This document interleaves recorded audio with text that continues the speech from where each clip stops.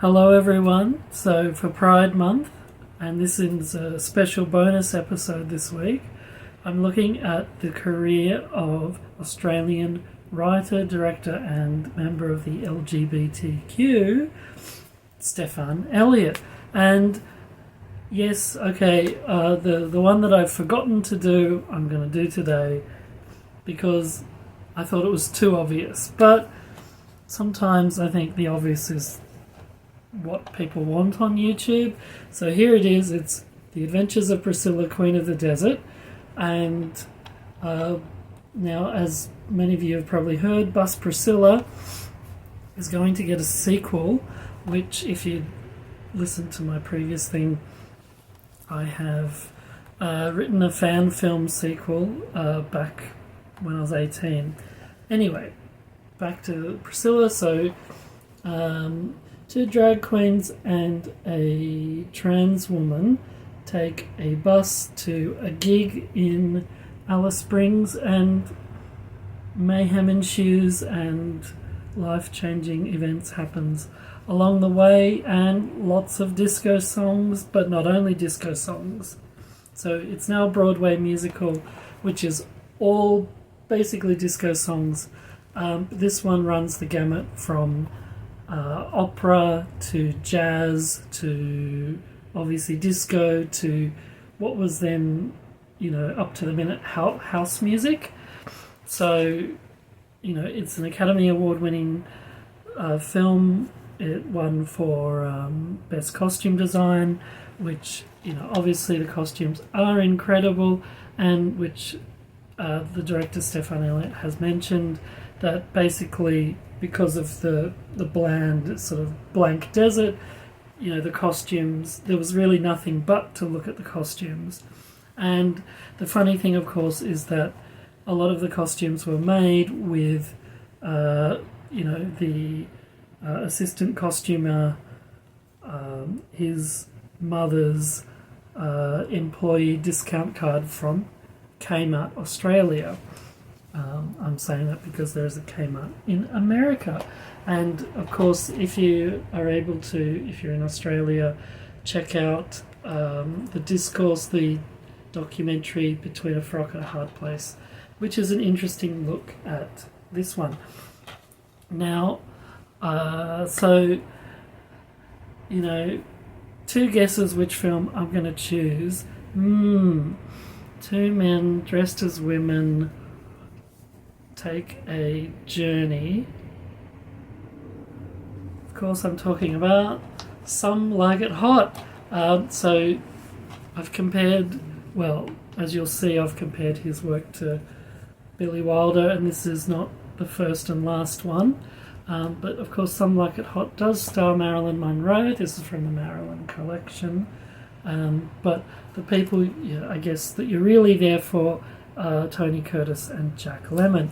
And funnily enough, a little aside, Tony Curtis, who was the aforementioned the saxophone player that Sugar runs off with, oh no, she's fallen in love with yet another saxophone player, excuse me, and he was one of the original choices to play Bernadette, although he eventually turned it down with the last missive that he sent to Al Clark, the producer, was like, oh, the thing I love about this script is that none of them have any talent. So, I guess in reference to Some Like It Hot, where they're great jazz musicians, whereas these are really just lip sync artists, but then they have talent because they're performers, they're entertainers. They're not necessarily singers, but they're entertainers. Okay, now Some Like It Hot, if you haven't seen it, you need to see it. There are people out there who are like, oh, I love Marilyn Monroe, but I've never watched any of her films. They're in love with the story of Marilyn. So if there's one film you have to see of Marilyn's, well, it's probably Gentlemen Prefer Blondes. But before you watch that one, I think many people say this is one of the few that hasn't really aged. And Some Like It Hot is probably one of the funniest films.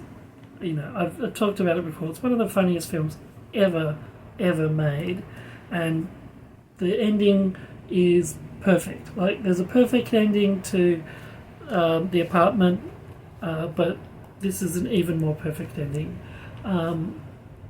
So basically, to get Tony and Jack into drag, basically you have them witnessing the St. Valentine's Day massacre. No, sorry, that happens later in the movie. Spoilers for a 60-plus-year-old movie. Anyway, they witness a gangland shooting, so they're on the run from these gangsters who want to kill them because they're going to turn them into the cops. And so, they try to get an out-of-town job. There's no jobs except for two girl jazz, for an all-girl jazz review, and they're looking for exactly what these two guys can do, which I think is saxophone and double bass. I forget what Jack actually does. Anyway, they're looking for just those two things. The only problem is they're men. So anyway, they get dressed up as women, looking very much like Joan Crawford, and it's really funny. And I think if you're a trans person from today's lens, I think you could still watch this movie and get enjoyment out of it, because there's such a good, pure heart to this movie. Like, even though it is a little bit old-fashioned, I guess, but I think it's an absolutely timeless film. Now, I don't have copies of these, but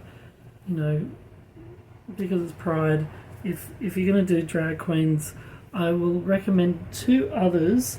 One I can't dig up at the moment, but Connie and Carla Do LA is it is basically a copy of Some Like It Hot, but instead you've got two female airport lounge singers who witness a gangland shooting and have to go on the run, and they end up becoming drag queens, which I think these days they either call AFAB queens or bio queens. But anyway, there is sort of a movement of, which there wasn't really at the time, but of women doing drag, which is fun. Though I say that, and yet back when I was a drag queen, back in the late 90s and early 2000s, I did actually perform with a bio queen, which there was a little bit of tension from some of the other queens, simply because it wasn't as hard for her, I guess, to get into drag, and also she was able to do things that maybe we couldn't. But look, anyway, I think drag is for everyone. It should be for everyone. And, let's welcome everyone. Well, I'll be a little political. Let's welcome all adults to enjoy this art form. Now, there's one more, a Canadian film that I want to encourage people to watch. It's on YouTube. There were two of them. So the first one's called Outrageous, because it has an exclamation point, and the second one is called Too Outrageous, and it is based on a true story of a mentally ill writer who is best friends with a female impersonator, and you get to see and he actually plays himself throughout the movie. I keep wanting to call him Charles Pierce. I think it's not Charles Pierce. It was another Charles somebody. Charles Craig. Anyway, So outrageous. It's from the 70s, but again, it's quite timeless. And especially as an Australian, where there's like dreams of making it big in America, I think it's something that maybe everyone can relate to, and the friendship between the two is what makes this film so special. It's got a wonderful heart, and the thing to maybe remember at the time is that homosexuality was considered a mental illness at the time, so the idea was like everyone's coming together as with under this mental ill umbrella, and we're all together supporting each other. And I think it's a really wonderful film, and if you haven't seen it, you got to watch it. So 11 minutes. Should I do 11:11?